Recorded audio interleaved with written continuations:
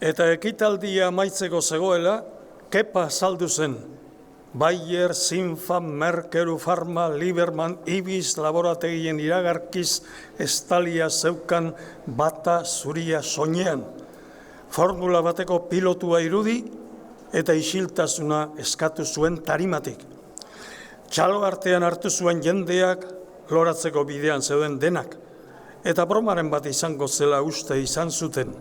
Urte haietan izan ere, modan jartzen hasia zen, kongresuetako klausuretan, emanaldien parodia egiten zuten pailazoak azaltzea.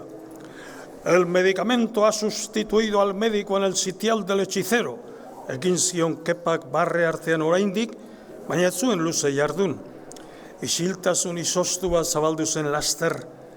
Sendagaietan egiten zen xaupen publiko ikaragarria eta iraunezina aipatu zuen, eta ondoren, botika berriak sortzen halako bi gastatzea marketingean leporatu zien laborategiei.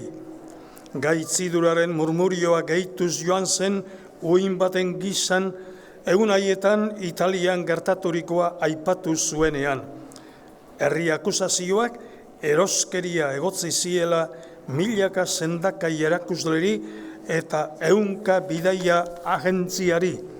Eta langile baten urteko irabazia baino doble pasa balioko erregaliak jaso izana milaka medikuri.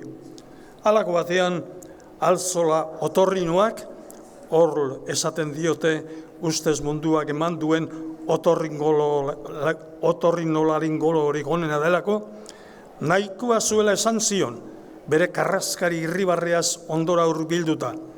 Eta ez baitzion Jaramon ere egin, Maukatik oratu nahi izan zuen. Okerrago izan zen ura, Kepak artean eoki eta lasai hitz egin bazuen, oiuka jarri baitzitzaion.